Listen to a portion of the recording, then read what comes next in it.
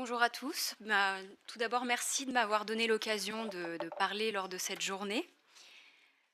Euh, alors, dans le cadre de cette présentation, j'ai été invitée à me questionner sur mon positionnement par rapport à la thématique du sujet dans l'intervention ou la recherche en didactique et à la façon dont je l'appréhende au sein de mes recherches. Donc, j'ai décidé d'articuler ma présentation en deux temps, comme vous voyez à l'écran. Donc dans un premier temps, je m'intéresserai plutôt à ma propre expérience en tant que chercheur et à la façon dont elle est intervenue dans mes pratiques de recherche. Et dans un second temps, je présenterai plutôt la façon dont j'appréhende le concept de sujet au sein de ma thèse. Donc je vais d'abord vous donner quelques éléments de contexte très rapidement pour vous aider à situer d'où je vous parle. Donc, dans le cadre de ma thèse, j'ai réalisé une recherche ethnographique dans deux UPE2A, donc les unités pédagogiques pour élèves allophones arrivants. Donc, c'est les dispositifs de soutien linguistique qui sont organisés à destination des enfants qui sont issus d'une mobilité internationale, donc les enfants migrants qui arrivent dans l'éducation nationale. Je suis restée une année scolaire dans deux classes UPE2A. J'y ai enregistré les interactions afin de réaliser par la suite une analyse interactionnelle et j'ai réalisé des entretiens avec les enseignantes et avec une partie des apprenants. Quelques caractéristiques sur ces dispositifs qui me semblent importantes à avoir en tête pour suivre mon propos. Ces apprenants, ils vont dans les UPE2A en parallèle des classes dites ordinaires, donc les classes des autres disciplines, avec donc leurs autres camarades, donc les classes où il y a vraiment classique, on va dire entre guillemets. Ils sont inscrits dans ces dispositifs normalement pour 1 an, donc plutôt 9 mois si on compte les vacances scolaires. Donc dans les faits, les enseignants arrivent souvent à les faire rester un petit peu plus longtemps, mais normalement, voilà, c'est 1 an d'inscription. Et dans les textes, l'accompagnement est plutôt axé sur le pan linguistique. Les enseignants du PE2A qui gèrent ces dispositifs, ils ont une position qui est considérée comme assez spécifique, surtout au niveau de leurs rôles, qui sont beaucoup plus divers que ceux de d'autres enseignants. Et c'est des enseignants qui sont également considérés comme étant très impliqués et assez démunis, qui expriment souvent dans les entretiens l'impression d'être démunis face à ces élèves. Et les élèves, enfin, sont appelés donc des élèves allophones nouvellement arrivés, les EANA. Il y a beaucoup de débats quant à cette dénomination qui, elle, encore une fois, centre toute la problématique autour de la question linguistique. Alors, donc, je passe maintenant à la première partie de mon propos aujourd'hui, donc les liens entre l'expérience du sujet chercheur et sa recherche. Donc ça va avoir un petit côté un peu narcissique, hein. Je vais revenir vraiment sur l'élaboration de mon sujet de recherche, qui a été une grande histoire pour moi. Ça commence lors de mon diplôme universitaire de français langue étrangère, que j'ai fait en 2017, dans lequel j'ai dû réaliser un rapport sur une expérience d'apprentissage d'une langue nouvelle. Donc moi j'avais appris l'arabe à ce moment-là, et j'avais consacré le rapport que j'avais fait à la question de la relation enseignant-apprenant, parce que j'avais adoré mon professeur d'arabe. Et en fait, c'est vraiment sur la base de ce rapport que mes questions de recherche ont commencé à se développer. Je fais un petit détour dans le cadre de mon master sur la question des émotions présentes dans des cours. Et dans le cadre de mon master 2 que j'ai fait à orientation recherche, j'ai choisi de décrire la relation qui se construisait entre une enseignante et ses apprenants dans un dispositif UPE2A. Et j'ai décidé, à la suite de mon master 2, de poursuivre ces questionnements dans une thèse. Ma première année de thèse, elle a constitué vraiment une remise en question quant à la définition de mon thème de recherche. J'avais toujours mon idée de base, soit explorer la construction de la relation interpersonnelle au sein des interactions didactiques. Mais lire des travaux qui portaient sur cette thématique, ça m'a amené à m'intéresser à des éléments qui relevaient plus de la subjectivité des personnes. Et c'est là que j'ai commencé vraiment à me rapprocher donc de ce concept du sujet et à lire dans ce sens. Au terme de ma deuxième année de doctorat, j'avais terminé la récolte de mes données, donc j'avais terminé mon année passée dans les établissements. Et à ce moment-là, je m'intéressais à la notion d'éthos, donc c'est tout ce qui se réfère à la présentation de soi des personnes dans l'interaction. Mais le concept me semblait vraiment difficile à solliciter et surtout ça collait pas avec ce que j'avais pu observer dans les classes. C'était pas vraiment le plus pertinent à solliciter. Et donc là, je me suis vraiment retrouvée dans un moment où je savais plus quoi faire dans ma thèse, en fait. J'avais l'impression d'être complètement partie à côté du sujet qui m'avait poussée à me lancer dans les recherches dans un premier temps, à savoir celui de la relation. Et je me demandais vraiment comment réussir à raccrocher mon intérêt pour ces thématiques qui étaient plutôt subjectives et ce qui se passait dans les interactions, vraiment plus concrètement. Et un peu plus tard, c'est durant un colloque sur la norme auquel j'ai assisté, que j'ai pris conscience que ce qui m'était apparu comme vraiment intriguant au sein de mes données, c'était les très nombreux moments où l'interaction didactique, en fait, sortait un petit peu du cadre un peu typique dans lequel on la considérait. Et il y avait d'autres choses qui étaient insérées dans les discussions, pardon.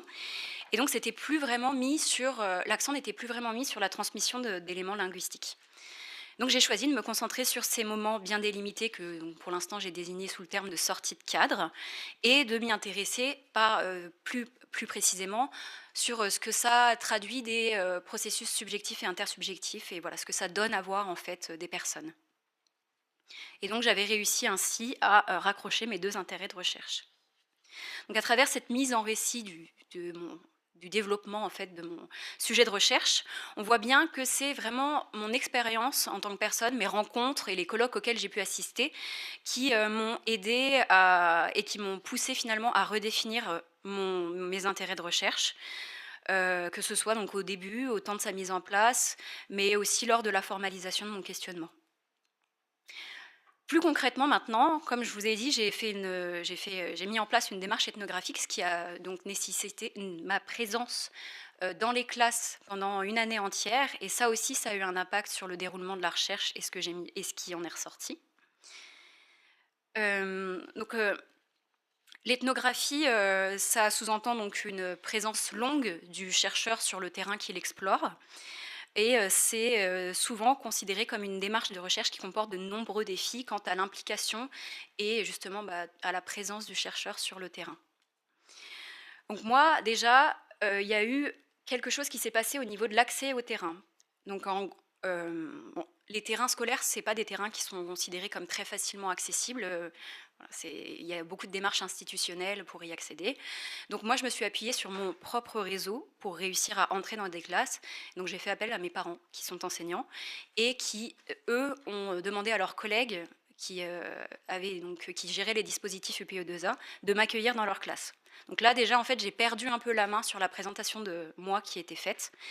Et je peux donc, je pense, tabler sur le fait que j'ai été présentée comme doctorante et surtout fille d'eux, et c'est ça qui m'a donné accès aux classes. Il y a ensuite toute la question de la présence physique dans les terrains. Et ça, j'avais pas du tout anticipé ça comme quelque chose de très très important à la base. Moi, je me suis très vite sentie à l'aise dans les deux établissements où je suis allée parce que c'est des établissements où j'avais moi-même effectué une partie de ma scolarité. Donc, je connaissais les lieux, je connaissais une partie des enseignants que j'avais moi-même eu en cours. J'étais vraiment comme un poisson dans l'eau, mes parents sont profs, j'avais tous les codes qu'il fallait pour être à l'aise sur mon terrain. Mais ça ne s'est pas passé exactement de la même façon dans les deux. Donc, dans le premier lycée, j'arrivais le matin, je rentrais avec d'autres enseignants et j'ai très vite plus eu à m'annoncer au niveau de l'accueil. Et donc j'étais vraiment reconnue dans l'institution comme étant stagiaire, donc normalement présente dans l'établissement. Et après mon arrivée, je m'installais dans la salle de classe. J'attendais dans la salle de classe d'avoir l'heure de cours avec l'UPE2A. Et comme ça, pendant ce temps, je discutais avec les enseignants qui étaient présents en salle des profs. En salle des profs, pardon, c'était pas très clair. Et donc finalement, j'ai été très vite bien intégrée, bien reconnue dans l'établissement. Dans l'autre lycée, que j'ai appelé le lycée Ville. Donc pareil, j'entrais avec d'autres enseignants. Par contre, j'ai dû tout au long de l'année m'annoncer à l'accueil, noter mes heures de sortie et donc d'entrée et de sortie. Et dès que j'entrais dans l'établissement, j'étais obligée de porter une étiquette avec écrit visiteur en gros sur ma poitrine. Donc là, il n'y avait vraiment pas ce côté intégré facilement dans l'institution et reconnu. Et finalement, ça a quand même un peu impacté la façon dont j'étais vue dans les couloirs, parce qu'on voyait très bien cette étiquette tout de suite. Et aussi, j'étais dans un bureau au dernier étage, donc pas en contact avec les autres enseignants.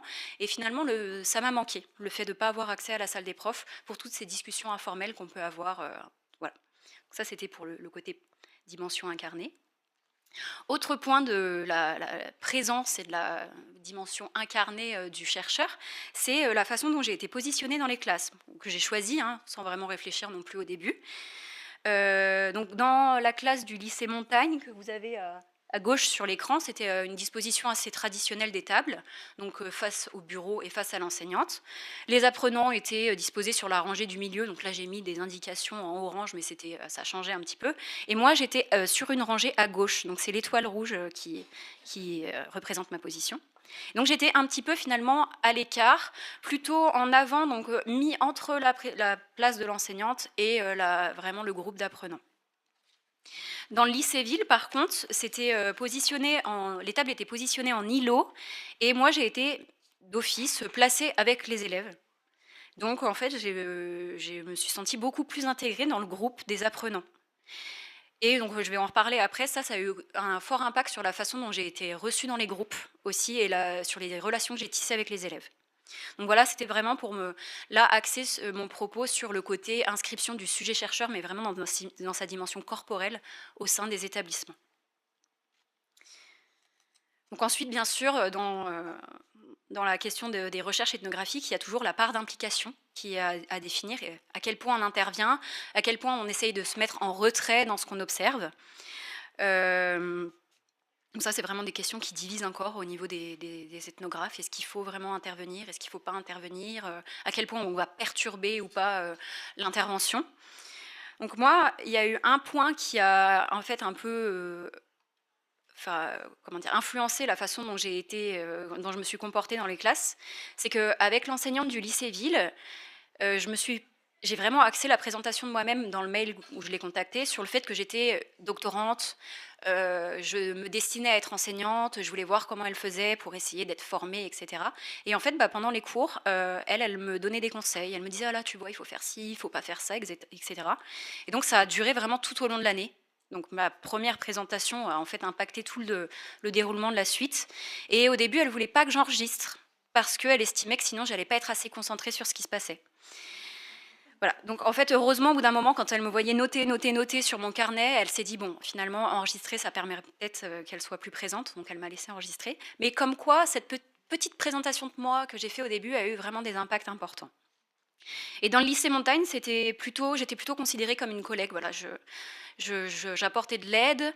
Elle me demandait de prendre en charge des groupes quand elle avait besoin, parce qu'il y avait tous les niveaux ensemble. Donc, quand j'étais là, je l'aidais. Je me voyais pas trop refuser. Et au départ, j'étais assez gênée par toutes ces interventions, que ce soit celles où elle me formait ou celles où l'enseignante me demandait de prendre en charge des groupes, parce que je me disais que ça allait être présent sur les interactions. Et du coup, je ne savais pas trop comment j'allais pouvoir prendre en compte tout ça lors de mon analyse. Et au final, j'en ai pris mon parti, et je me dis que ça sera très intéressant de voir la façon dont j'ai été sollicitée pour justement analyser plus précisément mon implication sur les terrains. Voilà, et du coup, après, très rapidement, au niveau des relations tissées, je peux dire que donc, au niveau de l'ethnographie, il y a encore des recommandations paradoxales à ce niveau-là.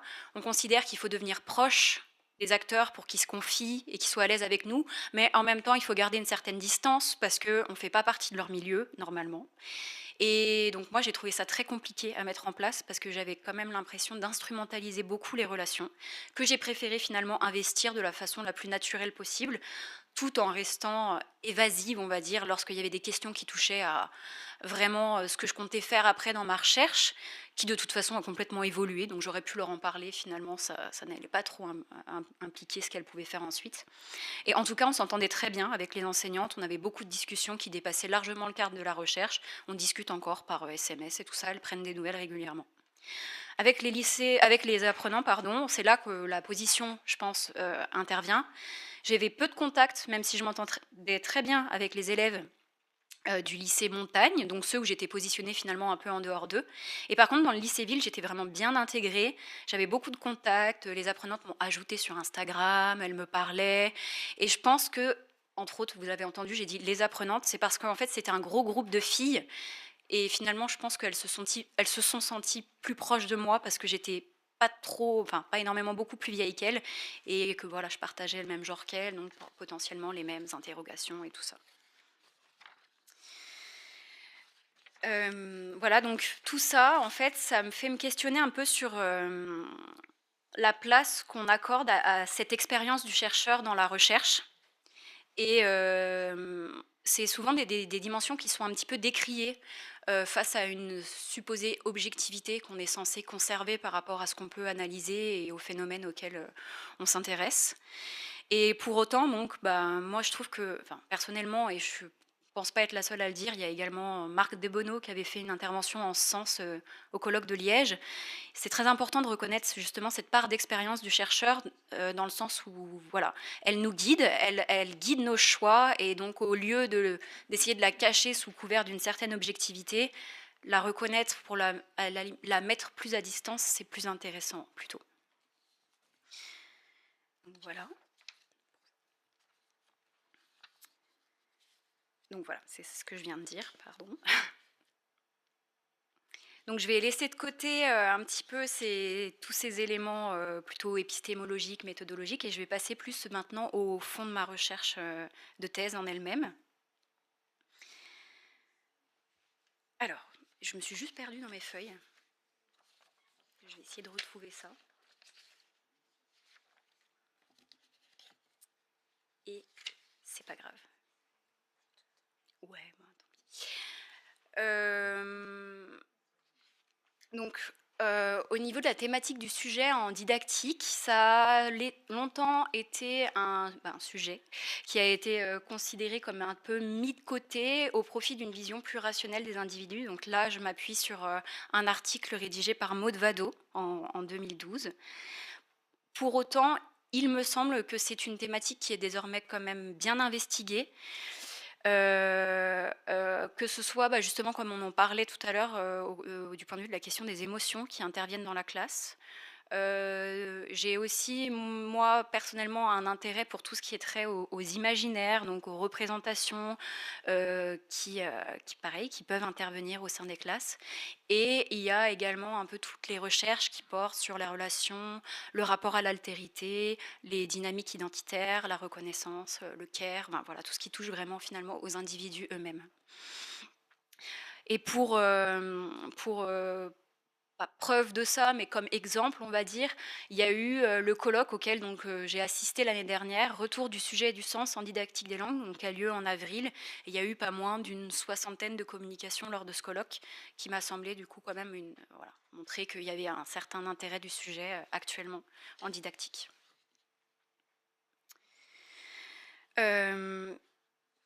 Il me semble que c'est un sujet qui est d'autant plus important à prendre en compte dans le cadre des UPE2A, parce que dans ce contexte, donc, les apprenants, ils sont, comme je l'ai dit, issus d'une mobilité géographique, d'une migration.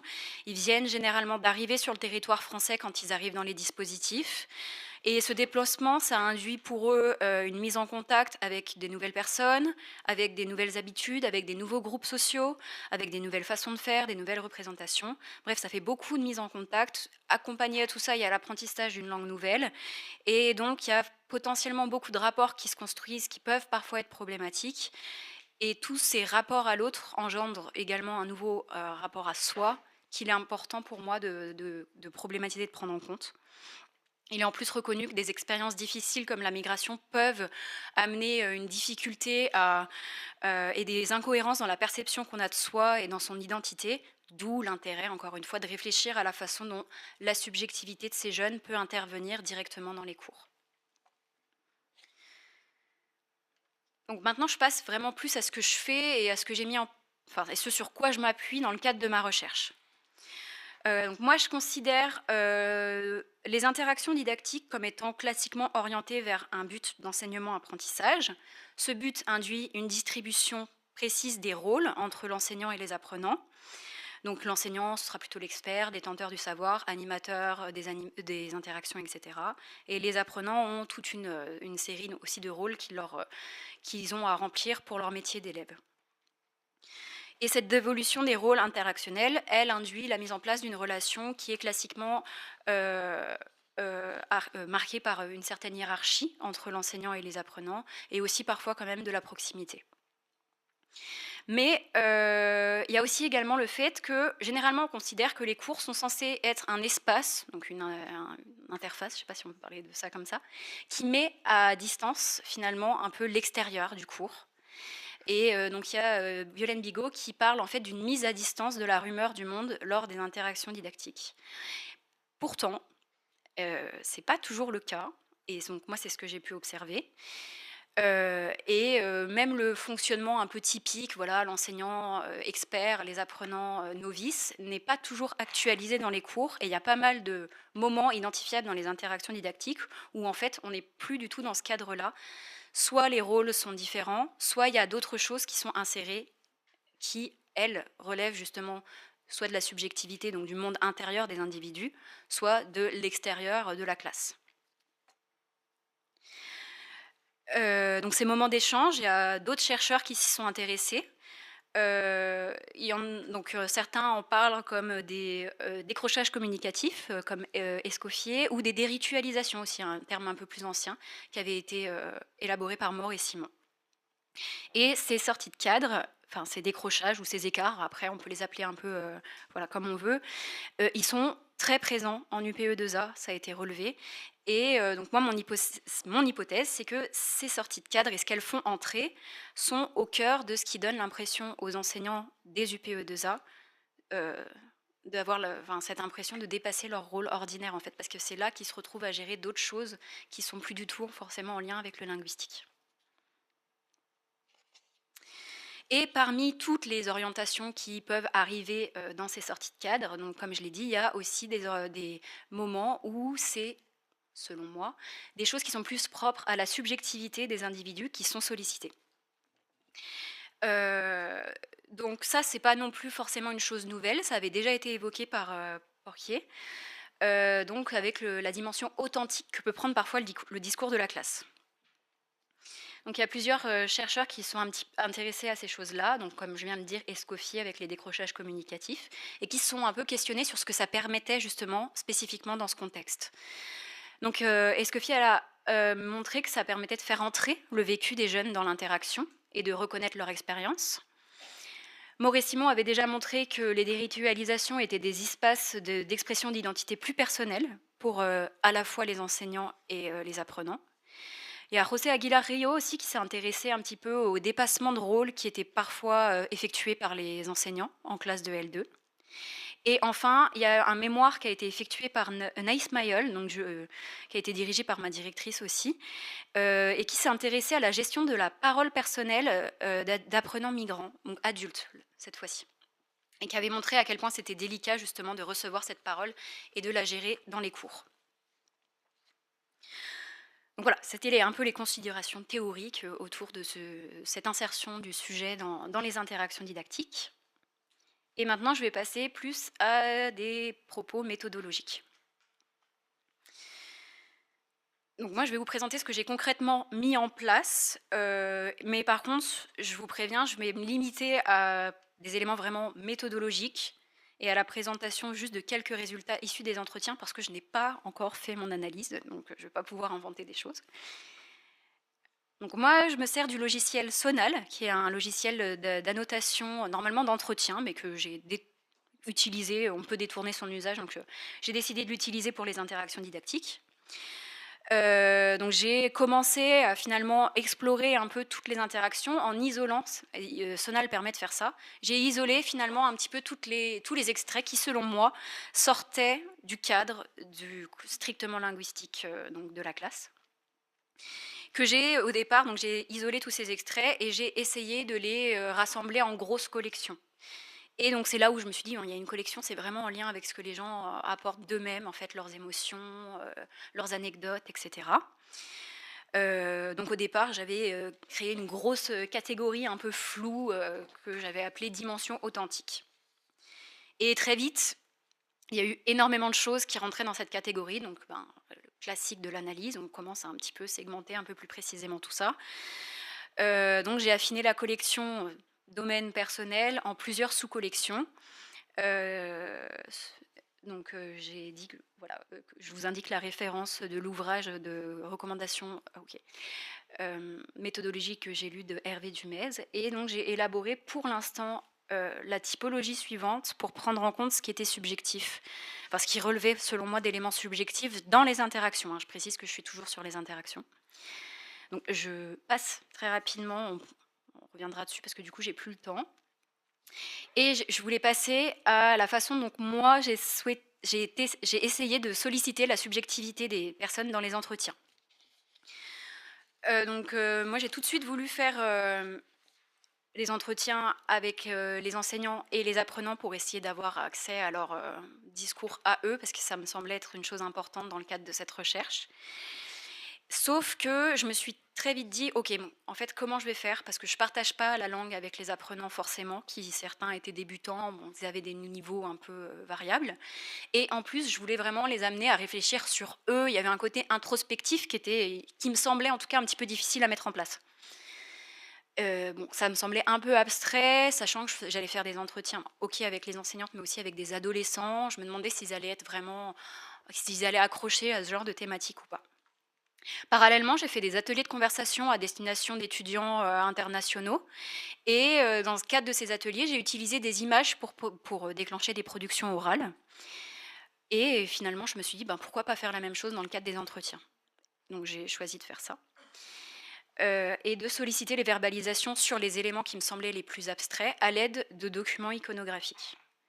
Donc en soi, c'est pas une nouveauté, ça a déjà été fait, surtout dans, la tradition anthropologique anglo-saxonne, avec, tout ce qui est entretien dit de photo-élucidation et en psychologie, donc plutôt en France, il y a tout ce qui est entretien dit de photolangage.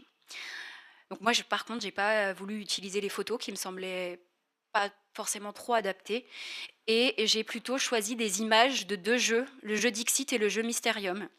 C'est des jeux qui sont déjà pensés de base pour, un usage assez interprétatif, et c'est assez symbolique comme carte. Donc j'ai composé 2 lots et en fait, très concrètement, pendant les entretiens, j'ai étalé les cartes sur la table entre moi et les élèves et quand je sentais que ça bloquait un petit peu ou que ça parlait pas, je posais les questions et j'avais aussi prévu des questions comme ça dans mon entretien. OK, est-ce que tu peux choisir maintenant une image qui te représenterait toi aujourd'hui? Comment tu te sens? Ou qui représenterait ton enseignant? Qui représenterait tes camarades? Et cetera et en fait, ils appuyaient leurs propos sur les images. Donc ça a très bien marché au final. Bon voilà, c'était des extraits, des exemples d'images. Donc là, c'était juste pour vous montrer un peu ce qui pouvait ressortir. Donc voilà, on a un élève. Donc généralement, quand je leur demandais de parler d'eux, ils me disaient bah voilà, je m'appelle comme ça, j'ai tant d'années, je suis inscrit dans quelle classe. Ok. Et donc après, je leur disais est-ce que maintenant tu peux me trouver une image qui te représenterait toi aujourd'hui? Et généralement, là, il y avait tout de suite des éléments beaucoup plus propres à eux qui ressortaient dans le sens où ils me parlaient de leurs émotions, ils me parlaient de leurs ressentis. Ben, par exemple, ils me disaient, c'est Cynthio donc j'ai pseudonymisé, pardon, qui me disait quand il a vu l'image, il avait choisi une image avec comment dire, un épouvantail, et il disait bah moi ça me fait penser à la solitude et quand je vois ça, en fait ça me fait penser à moi parce que je me sens vraiment seule ici, etc. Ou Louana qui dit j'ai choisi ça bah voilà, parce que c'est un petit bateau, il est un peu perdu dans la situation et ça c'est moi maintenant. Donc il y avait vraiment une identification à une partie des images. Voilà et donc là on a aussi une autre élève qui juste voilà, en choisissant cette image, elle est partie, donc c'est l'image que vous avez sur le côté. Elle a dit en fait elle se sentait différente parce qu'elle vient de Géorgie et ça a vraiment découlé sur une discussion très très intéressante sur le fait qu'en fait elle voulait pas changer, mais que sa mère elle voulait qu'elle oublie le géorgien et que donc elle avait une espèce de tension avec sa famille qui était mise en place à cause des langues et de la façon dont en fait elle vivait sa scolarité et voilà. Donc c'est la fin, je termine. Donc pour moi, les images, ça a vraiment été intéressant à introduire dans les entretiens, notamment parce qu'il y avait une dimension ludique qui dédramatisait un peu le cadre, parce que moi, j'étais souvent face aux élèves et bon, il y avait ce côté un petit peu qui pouvait être impressionnant. Et généralement, les discours qui portaient sur les images comportaient quand même beaucoup d'éléments en lien avec la subjectivité des individus. Par contre, ça reste des simples déclencheurs. Et vraiment, le rôle du chercheur, comme évoquait tout à l'heure Eric, de rebondir sur les questions, improviser, etc., reste très important. On m'a également reproché d'infantiliser les apprenants en utilisant cette méthode. Alors j'avoue que moi, j'y avais pas du tout pensé avant parce que le Dixit, c'est un jeu aussi pour les adultes. Donc, et je l'ai fait avec les enseignantes, ça a également très bien marché. Donc pour moi, c'était pas du tout le but, mais voilà. Ça a pu être reproché en tout cas, donc ça à prendre en compte également. Voilà, donc en gros, La prise en compte du sujet chercheur dans sa recherche, oui, très important. Et également la prise en compte du sujet dans l'intervention, oui, mais du coup, de quelle manière solliciter la subjectivité, comment l'analyser, et après, bon, ce sera une autre question, comment essayer de sensibiliser les enseignants à cette prise en compte. Merci.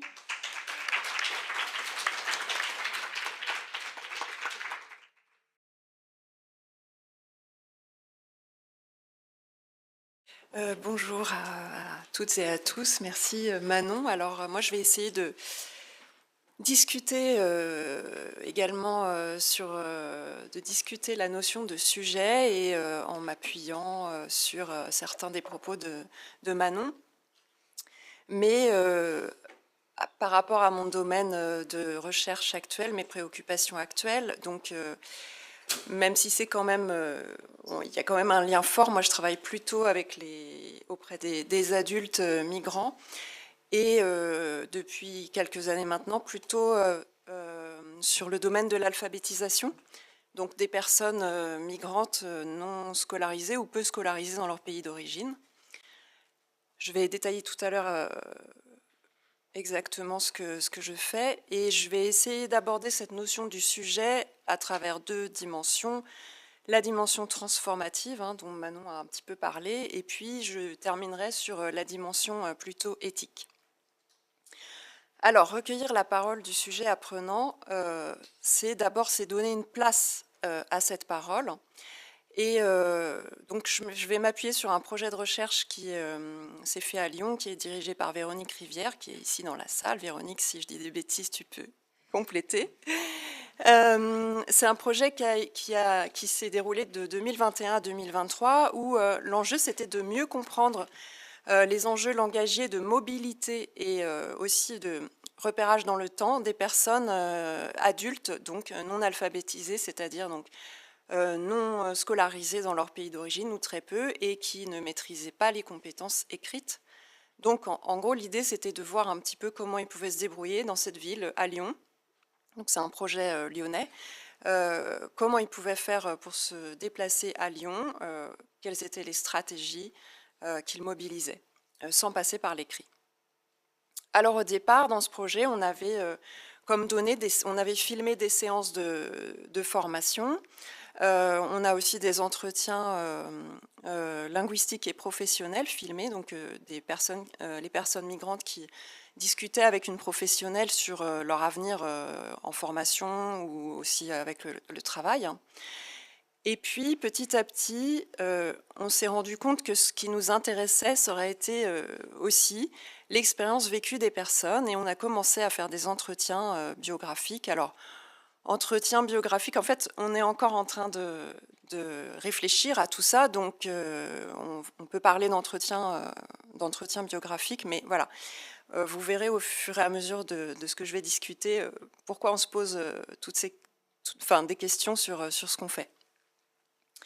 Alors, recueillir la parole du sujet apprenant, qu'est-ce que c'est en fait?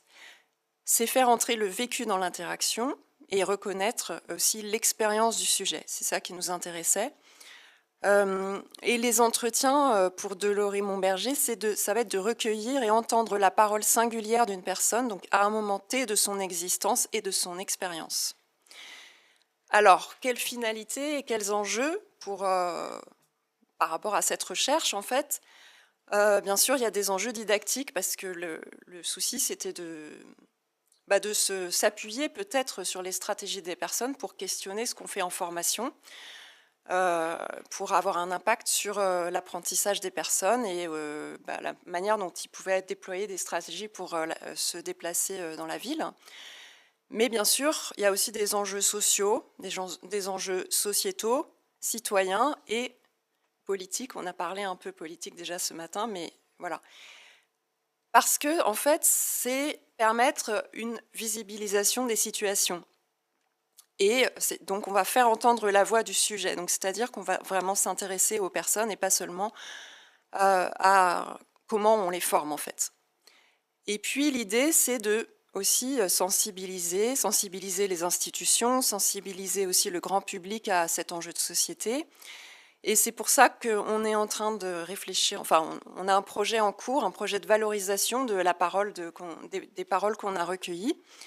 C'est le projet Valorefa. On a demandé à une illustratrice de mettre en image, en fait, de dessiner, de rendre compte de la parole des personnes. Donc on est sur la mobilité, mais on est aussi sur les émotions. On a parlé des émotions, tout ce qui peut ressortir. Les personnes vont nous raconter comment elles se déplacent à Lyon, quelles sont leurs stratégies, ce qu'elles font. Mais en fait, comme on parle aussi de leur scolarité, on essaye de savoir un petit si elles ont été beaucoup pas scolarisées, comment elles ont appris, etc. Donc finalement, on va parler de leur parcours, enfin elles vont nous parler de leur parcours. Donc voilà, c'est tout ça qu'on a envie de faire, c'est à cette parole-là qu'on a envie de donner un peu une voix. Alors maintenant, je vais aborder la dimension transformative de cette question, de ce projet.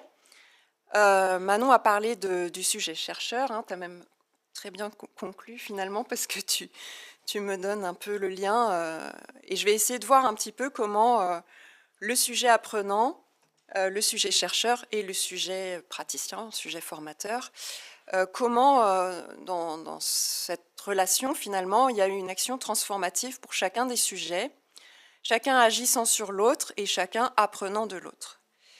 Je vais commencer par le sujet chercheur,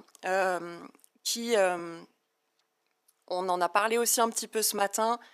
Le chercheur, il va questionner le terrain, il se pose des questions. Alors, ce n'est pas toujours à partir du terrain, mais quand même souvent. J'en parle aussi parce que le projet EKAEST, que j'ai mentionné tout à l'heure, en fait, l'équipe du projet, c'est une équipe mixte avec donc des chercheurs, mais aussi des praticiens. Et en fait, on travaille tout le temps ensemble. Donc en fait, les questions du terrain émergent, les questions des chercheurs sont nourries par le terrain, les formatrices sont nourries par les questions aussi des chercheurs. Enfin voilà, il y a une vraie circulation des réflexions en fait. Et voilà, donc le chercheur, il va agir dans le milieu étudié. À la fois, il agit sur le domaine de la recherche, mais il agit aussi sur le milieu parce qu'il y a cette circulation. Et il va être susceptible de transformer les pratiques. Transformer les pratiques du sujet formateur qui, lui, se questionne puisqu'il est partie prenante d'une recherche. Il va adopter donc une posture réflexive par rapport à ses pratiques, par rapport au terrain, et il va construire ou modifier ses habiletés professionnelles, et à la fois aussi, en modifiant ses habiletés professionnelles et ses pratiques didactiques, il va nourrir à nouveau les questionnements des chercheurs. En tout cas, c'est comme ça que ça se passe dans notre équipe. Et ces modifications de pratiques vont nourrir l'apprentissage, vont nourrir l'apprenant, puisque l'apprenant va bénéficier peut-être de nouvelles pratiques, de nouvelles méthodologies. Et l'apprenant, il bénéficie aussi, puisqu'il va livrer sa parole, il bénéficie d'une instance de légitimation et d'une reconnaissance. Et puis parfois aussi d'une prise de conscience de ses stratégies, parce que le fait qu'on écoute sa parole, ça va aussi peut-être lui donner l'opportunité de penser que ces stratégies ne sont pas des stratégies dans le sens, comment dire, péjoratif du terme, mais ces stratégies sont aussi apprentissage et sont aussi valables que l'apprentissage qu'on peut faire en formation. Donc voilà, la posture réflexive de chacun va amener à une action transformative pour les trois sujets, si on peut dire. Pour vous donner quelques exemples de cette posture didactique réflexive qui vise à transformer quelque chose, pendant les entretiens, là c'est très pratico-pratique, dans les entretiens, au moment d'expliquer comment elle se déplace, Zoya va expliquer que, par exemple, pour voir si elle est à la bonne entrée de métro, elle va s'appuyer sur la première lettre du nom de la station de métro. Donc pour Flash, ce sont des stations de métro lyonnaises. Flachet, par exemple, elle essaye de reconnaître si c'est le F qu'elle connaît et elle se dit que c'est peut-être Flachet. Et pareil pour gratte-ciel, elle essaye de repérer si c'est le G. Donc là, l'idée, c'est que donc on a recueilli les stratégies de cette personne et qu'est-ce qu'on peut en faire? Ça peut être un moment où on va se dire, est-ce qu'il ne faut pas faire davantage d'activités pédagogiques où on va vraiment travailler sur l'initiale, sur la première lettre? Ça paraît peu, mais en fait, déjà, c'est une grande aide pour les personnes qui vont petit à petit s'adosser donc sur cette stratégie. Une autre stratégie que Zoya avait décrite, c'est s'appuyer quand elle se déplace et qu'elle cherche un lieu sur des repères visuels. Par exemple, elle dit s'il y a un carrefour, un café, un restaurant, un marché, bon, bah, je sais que là, je suis pas loin, j'arrive à mon objectif, je vais pouvoir me déplacer. Donc là, les formatrices du centre de formation avec lequel on travaille, hein, Langue commune, elles essayent de produire des supports qui sont peu conventionnels. Par exemple, un courrier pour dire aux personnes qu'elles ont un rendez-vous tel jour à telle date. Eh bien, elles vont mettre une photo qui donc, oui, merci, qui est un support visuel pour elles, et elles vont pouvoir s'appuyer dessus quand elles se déplacent pour arriver à leur point de chute. Et je conclus, Émilie, sur la dimension éthique de travailler sur la parole du sujet. Parce qu'on va s'appuyer sur les fondements d'une méthode vraiment respectueuse du sujet, créer les bonnes conditions pour faire dire. Parce que les personnes adultes migrantes, elles ont, on l'a dit hein, aujourd'hui déjà, des parcours parfois éprouvants qu'elles ont déjà racontés maintes et maintes fois à l'OFPRA pour faire la demande d'asile et aux accompagnants qu'elles rencontrent. Et puis, il y a un caractère vraiment intrusif dans cette sollicitation. Également, une mise en danger du sujet qui va expliquer des périodes de sa vie, des moments de son vécu qui vont peut-être le mettre en danger. Et puis aussi, il y a une chose sur laquelle on s'est interrogé, c'est l'ambiguïté de la relation entre le sujet apprenant et le sujet chercheur ou sujet formateur, puisque le sujet chercheur est parfois aussi le formateur et inversement. Il peut y avoir un sentiment de dette qui émerge vis-à-vis du sujet apprenant, qui se dit « oui, il faut que je participe à cette recherche parce que mon formateur, il a fait tellement pour moi », etc. Et s'inscrit aussi une désirabilité des réponses, c'est-à-dire le sujet apprenant va se dire « qu'est-ce qu'il faut que je dise ? Qu'est-ce qu'on attend de moi ?» Ou alors, voilà, il va peut-être se tromper, mais en tout cas, ça peut fausser la recherche. Donc là, le sujet chercheur, il est garant. Il doit chercher vraiment l'authenticité dans l'explicitation du projet, c'est-à-dire expliquer vraiment le pourquoi de la recherche, l'objectif, très sincèrement, très honnêtement. Pour obtenir un accord éclairé, c'est un des 4 piliers de l'éthique, c'est-à-dire le respect de l'autonomie. La personne, elle doit être en tout état de cause, être capable de dire « oui, je participe » ou « non, je ne participe pas », ne pas se sentir forcé.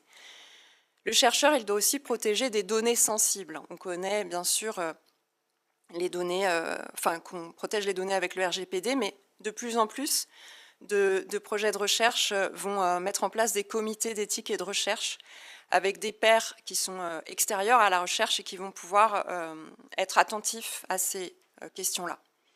Et puis, le sujet chercheur aussi, il ne doit pas arracher une parole. C'est le principe de non-malfaisance, si on s'intéresse à ces principes liés à l'éthique. Par exemple, si ça ne se passe pas bien l'entretien, eh bien, on arrête, on ne va pas plus loin. Nous, ça nous était arrivé, on avait une personne pour qui c'était trop difficile de raconter certaines choses, l'émotion était trop difficile, donc on a dû arrêter, ce n'était pas possible de continuer l'entretien. Et enfin, recueillir la parole des personnes vulnérables, puisque là, on est vraiment dans ce cas-là. Ça a des implications aussi pour le sujet chercheur, puisqu'il est observateur d'une expérience vécue, de situations de vie quotidienne difficiles, de récits de parcours d'exil. Et le chercheur, il peut aussi être vraiment, comment dire, se sentir vraiment émotionnellement touché. Et quand même, il doit conserver un regard distancié par rapport aux paroles qu'il recueille. Il doit conserver aussi son rôle de neutralité, mais qui est souvent mis en tension, ou qui peut être mis en tension avec ses responsabilités citoyennes. Surtout quand on est comme ça avec des personnes vulnérables, on peut être témoin de certaines choses qui nous questionnent en tant que citoyens, et plus en tant que chercheurs. Et enfin, je conclurai par ce principe de bienveillance, le care dont on a parlé tout à l'heure, et qui fait également partie des 4 principes de l'éthique, c'est-à-dire l'obligation de faire du bien. Et voilà, j'ai terminé. Merci Amélie.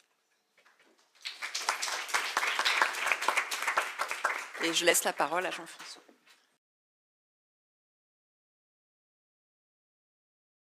Je vais faire un exposé un peu en accéléré, mais en fait, on cherchait une troisième voie, enfin un discours à 3 voies, appuyé sur des exemples de recherche à la fois avec des points communs, vous allez le voir, et des différences. Et donc, moi, je me suis posé pour aujourd'hui la question du sujet dans l'intervention à partir d'un projet ANR qui s'appelle Mobile et dont les 2 objectifs sont rappelés ici dans ma diapo.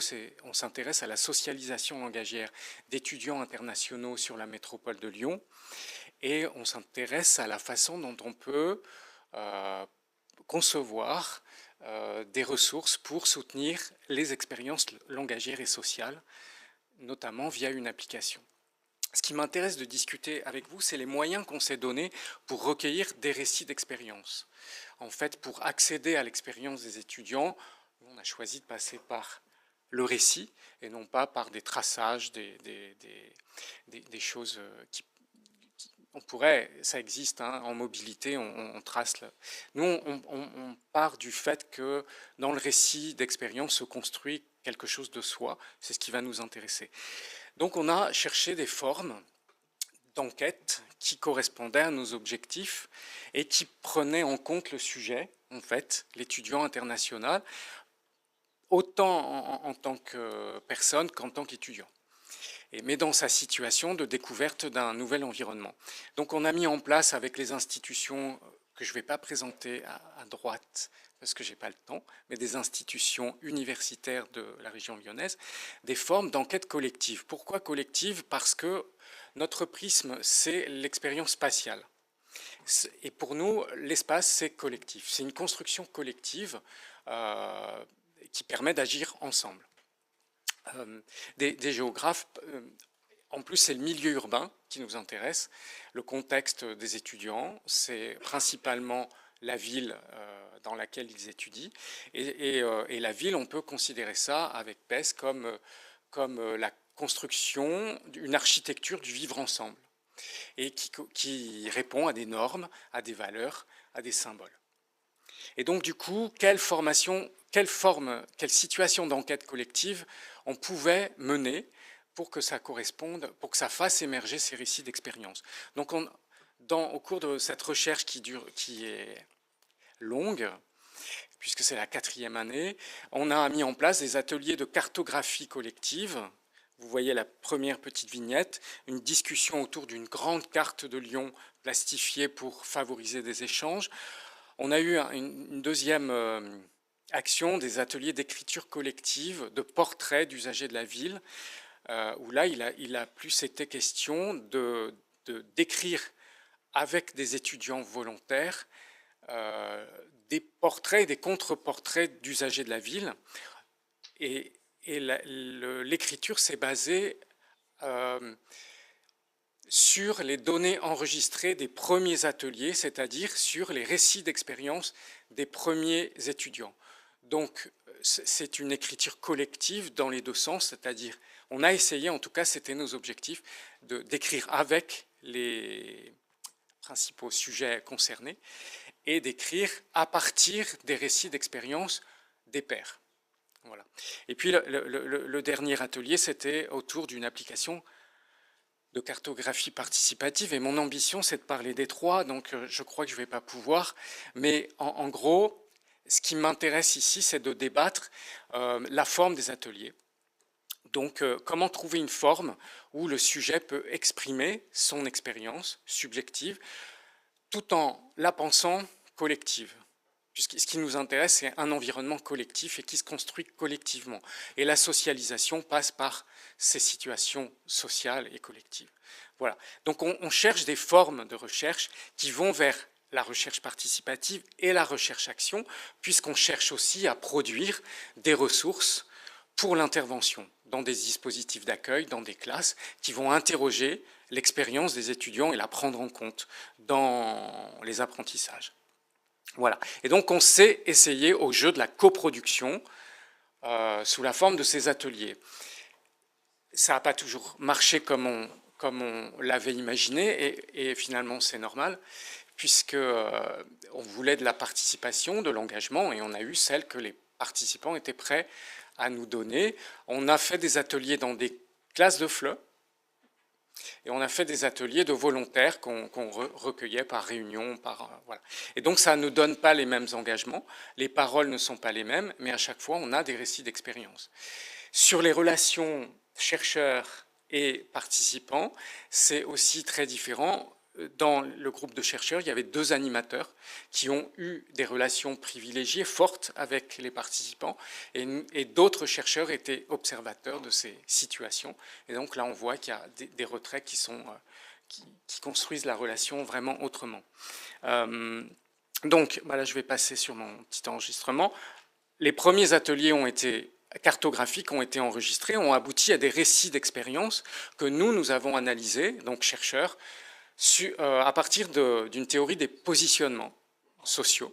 Et donc, on repère comment l'étudiant, dans son récit d'expérience, se positionne par rapport aux cercles sociaux qu'il fréquente dans les lieux dans lesquels il agit.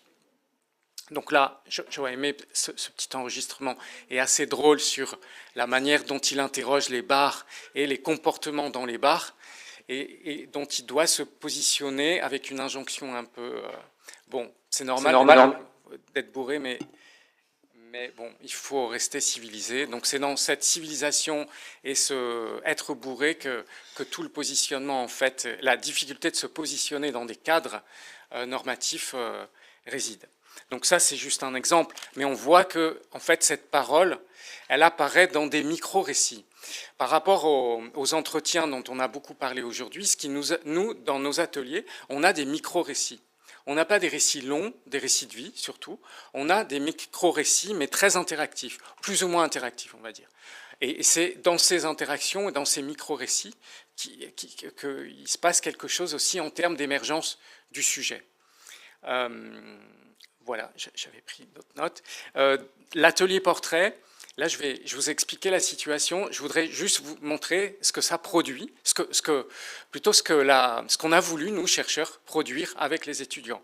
En fait, on s'est orienté vers des portraits géographiés, cartographiés plutôt, où la carte est comme un instrument de mobilisation des données sur les sujets. Et en fait, c'est pas... Nous, on ne voulait pas des portraits types d'étudiants, ça ne nous intéressait pas, mais des portraits incarnés. Et en même temps, on les a construits comme des portraits dialogiques qui permettent en fait de faire dialoguer les expériences tout en rendant compte de l'individualité des sujets. Et donc, si j'avais plus de temps, je vous montrerai comment ça fonctionne, mais c'est disponible sur le site. Ça veut dire que, en fait, on a eu des ateliers pour construire des catégories d'expériences, des récits d'expériences, les confronter à ses propres expériences pour dresser le portrait des étudiants. On a fait valider, là on est au 2e, ça prend du temps, on a fait valider le premier par l'étudiante, et finalement on s'est rendu compte que la validation ne l'intéressait pas tellement, mais c'était en fait le processus dans lequel elle s'était engagée qui l'intéressait. Peu importe ce que nous on produisait avec. Donc là, il y a les limites de cette co-construction, à quel moment le participant se reconnaît dans ce que le chercheur produit et où ça s'arrête. Donc voilà, si j'avais plus de temps, je vous parlerai aussi des limites de cet engagement dans chacune des situations. Et donc voilà, ça donne un portrait, mais je ne le montrerai pas. La dernière, le dernier atelier ou la dernière forme collective, c'est la cartographie participative numérique. Donc ça donne ça dans notre application. Et là, je vous ai juste mis comme exemple deux annotations. Donc du coup, ce qui m'intéressait là, c'est la première que vous voyez donc au milieu de la diapositive, montre la personne qui va participer à l'expérience, elle se met en scène et donc elle montre sa table. Donc là, c'est à l'université. Et elle dit « Je deviens une souris blanche aujourd'hui ». Et c'est dans cette image du cobaye, ou de la souris blanche de laboratoire, que je voulais interroger les limites justement de l'engagement et du statut du statut que prend le participant dans la recherche. Donc nous, on a, j'imagine comme beaucoup de chercheurs sur le terrain, beaucoup d'illusions sur la compréhension de la recherche. Et en fait, c'était pas... Là, on leur demandait en fait de rendre compte de leurs expériences socio-spatiales dans Lyon, et pour avoir une idée de ce qu'ils avaient vécu, de leur expérience sur le territoire. Mais en même temps, c'était tout aussi important pour eux de participer avec les chercheurs à l'expérience. C'est-à-dire qu'il y a comme un dédoublement, c'est à la fois, ok, ça m'intéresse de raconter mes expériences, qu'est-ce que je peux y trouver? Au départ, je le fais pour vous, chercheurs, mais cette situation d'être cobaye d'une recherche, il y a quelque chose qui se passe pour faire émerger un sujet qu'on prend en compte. En même temps, parce que pour aujourd'hui, je n'ai pas eu le temps, je voulais vous montrer une capture d'écran, parce qu'on est en train de nettoyer notre carte qui est trop prolifique pour la prochaine expérimentation. J'aurais voulu vous montrer une annotation d'un étudiant qui rend compte d'une expérience. C'est un danseur, donc il rend compte d'un atelier de danse qu'il a suivi. Et dans le petit commentaire, il y a « Là, j'ai rencontré des profs qui s'intéressent vraiment à qui je suis et pas à mes données. » Et donc là, on voit la limite, comment, en fait, nous, chercheurs, on essaye de proposer une situation qui peut prendre du sens pour l'apprenant, mais que ce n'est pas nous qui pouvons déterminer quel sens le participant va lui donner. On est à la merci de ça. Et je pense qu'il faut l'accepter, c'est qu'à certains moments, oui, on se sent utilisé, on va dire certaines choses d'une autre manière, mais est-ce que ça empêche l'engagement ou l'intérêt? Je ne sais pas. Donc, pour finir, après cette expérimentation-là, on a fait des focus group qui vont ressembler à ce qu'on a pu lire tout à l'heure ou ce matin. En fait, dans les focus group, on a vu qu'il y avait quand même un intérêt pour l'émergence d'une réflexivité sur sa propre expérience, donc d'un sujet. Cette réflexivité, elle est la condition d'émergence du sujet.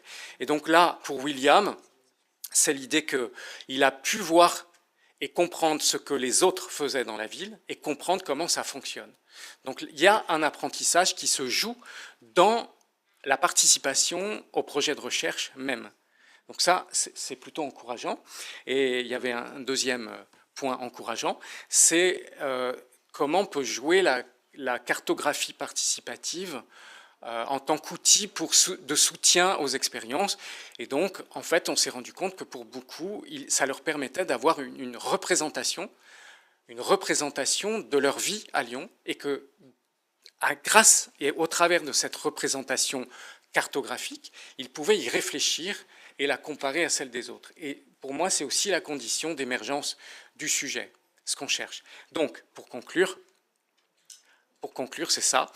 Le sujet dans cette recherche, c'est d'abord penser l'expérience comme quelque chose qui produit quelque chose pour le sujet même, et aussi, mais qui commence par un « où je suis », c'est-à-dire notre prisme géographique, il est important, notre prisme spatial plutôt. Il est important pour que le récit veuille dire quelque chose. Donc je commence par dire où je suis pour ensuite donner du sens à mes récits d'expérience. Deuxièmement, donc le récit personnel, c'est une partie du travail de construction de soi. Et donc là, on trouve pour moi les passerelles entre la recherche et l'intervention, puisque c'est dans ces formats-là que le sujet se construit, et donc ça peut être aussi des formes d'intervention didactique. Et donc ce sera ma conclusion. Le projet vise à produire des ressources pour permettre aux apprenants, aux étudiants internationaux en l'occurrence, une meilleure sémantisation de leur expérience, de façon à être capable de construire des compétences pour s'orienter, pour comprendre son environnement et pour y agir. Et les ressources qui sont produites on est en train de les tester dans des classes pour voir comment peut se développer une culture institutionnelle qui permette elle-même de développer une réflexivité à l'égard de l'apprentissage. Voilà.